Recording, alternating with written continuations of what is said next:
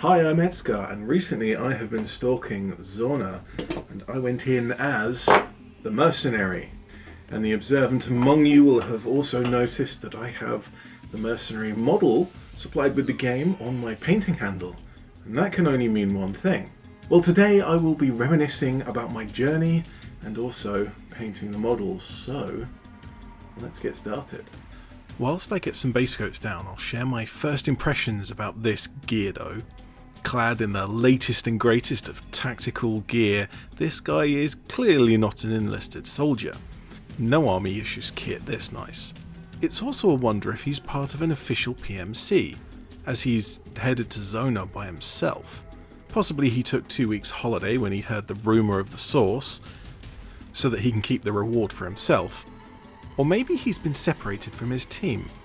I like to think of him slightly differently. Perhaps instead of being a member of a PMC, he's a bit of a lone wolf, and probably a young one. He's picked up all of the coolest kit he's seen on the internet by borrowing his mother's credit card and taken off for Zona for an adventure. He's cocky, headstrong, and has no respect for the dangers in store. With that, I'll take a look at the setup for my game. My mercenary starts in the factory, right in the middle of the board, and just a single space from the entrance to a secret location.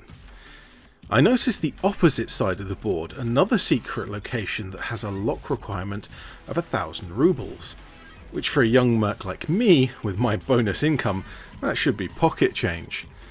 The first location, however, required a mutant trophy and a drop in reputation.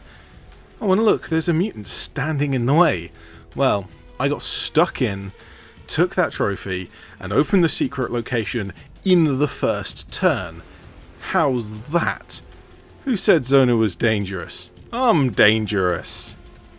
Now, of course, I tanked a bunch of damage on the way out, and a military blockade was set up in my way, but you know, I'm buddies with the mill, just slip him a quick 200 rubles and I was on my way.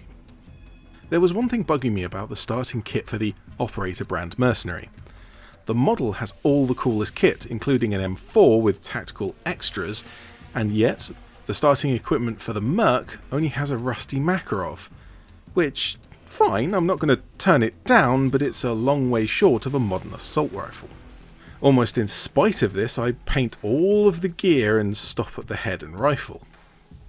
One thing I've fallen into in the past is painting highlights topographically, that being highlighting the raised areas rather than painting it directionally, that being highlighting the surfaces that are facing in the direction of the light source. So here I'm painting deliberately, laying my first subtle highlight on the upper and outer surface of every fold in the clothes, and that's where these models shine. The clothing folds, the fine details, and just the sculpting in general is really pleasant to paint. After my first easy trip underground, I head to a bunker to camp, partially to heal the relatively minor damage I'd picked up, but mainly to sell up all the stuff that I've also picked up along the way. I need to keep both of the secrets I've got, but the other items from events can be traded in. I need that 1,000 rubles to unlock the second secret location. I head out that way and encounter a group of what at first seems to be scavengers. But quickly their appearance betrays that their brains are scorched and they shamble along. They're easy to avoid if you're patient and attentive. Tempted to take them out, I feel my somewhat underpowered pistol might not be up for that big of a fight. And so they pass on by and drop some equipment that I scoop up before I head on. The rules say as you open a secret location, you check the secret item cards and pick one. I have found it's common that the secret location event card will arbitrarily give you a second, but when I checked them I didn't really care for the other one. And also, checking the emission track, I feel it's somewhat important that I get shifting back to safety, so I opt to leave the secret area in my second action rather than to rest and have the secret locations event. And what a lucky choice that was. The concrete walls of the bunker are covered in scribbling. Upon closer inspection, you realize they are prayers to the heart of Zona, written in Cyrillic script. There's a flickering item on the far table. Obviously being headstrong and with a total lack of respect, I take the mysterious relic. Zona will have its wrath on me. But really, I've come this far, and how bad could that be? Oh, 2 psi damage, that's not so bad. I'm leaning into that disrespectful young attitude by painting the face mask. I've mixed some colours on other parts of the model, but I really want a cool mask. It's likely a shaped Kevlar plate that I found on a dodgy website. It's lighter than I thought it would be. But more important than its ability to protect me is its ability to emphasise my scary countenance. And what better for that than to paint it red? Maybe even a red skull if I could freehand that kind of design onto an uneven surface this small behind other features of a model. Regardless of all this, I have the mysterious relic, and I have fallen short of the bunker by 1 move action. Any player in an adjacent location can take 2 fatigue to run to safety, but 1 fragment of my relic can get me there for only 1 fatigue. This trip just keeps getting better and better. Back at camp with the sounds of the emission raging around, I have a quick chat with the trader, which turns into a very long chat.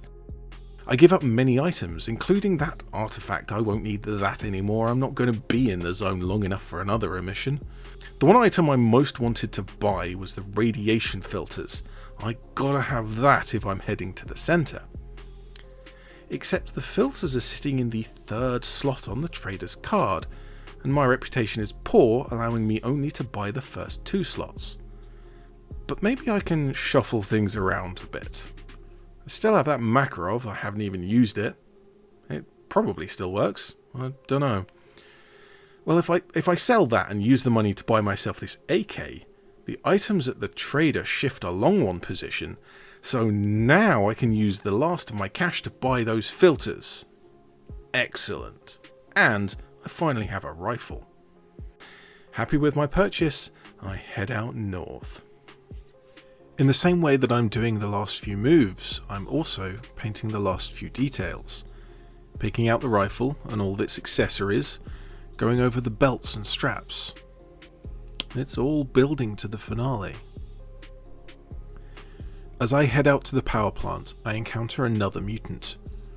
The thought occurs to me after a successful awareness test that I don't actually need to fight it.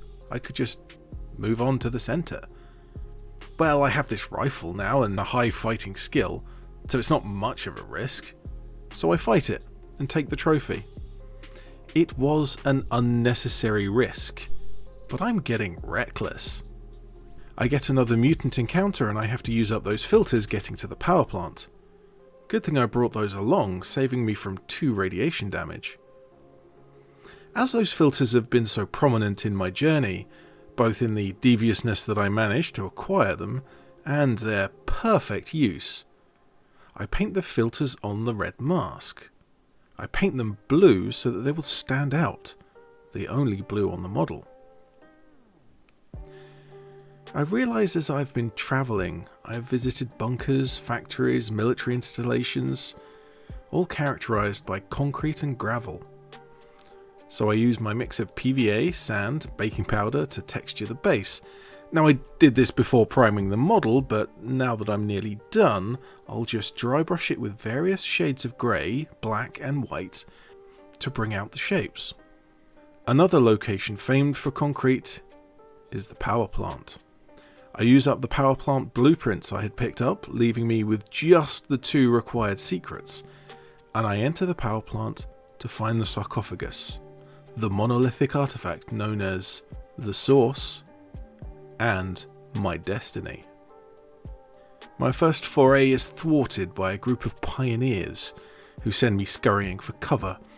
Rifle or not, I can't take all of them at once.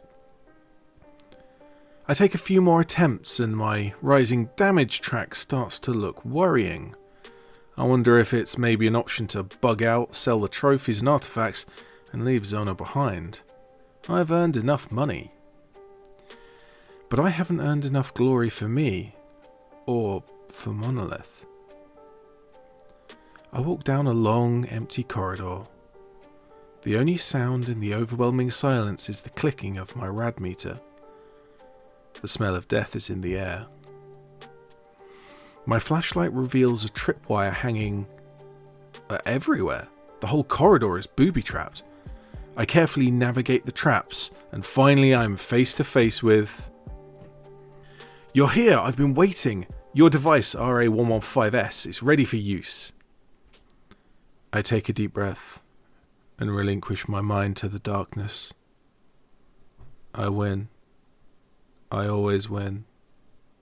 All hail Monolith.